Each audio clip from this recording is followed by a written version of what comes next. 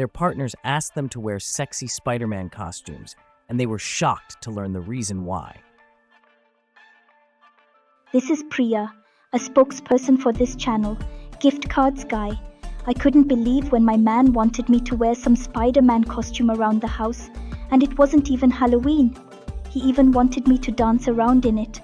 I was so embarrassed, but I wanted to make my man happy. Then I made the mistake of telling my girlfriends, and suddenly their husbands and boyfriends wanted them to do the same. We're not comic book nerds. We don't watch those kinds of movies unless our man begs us to.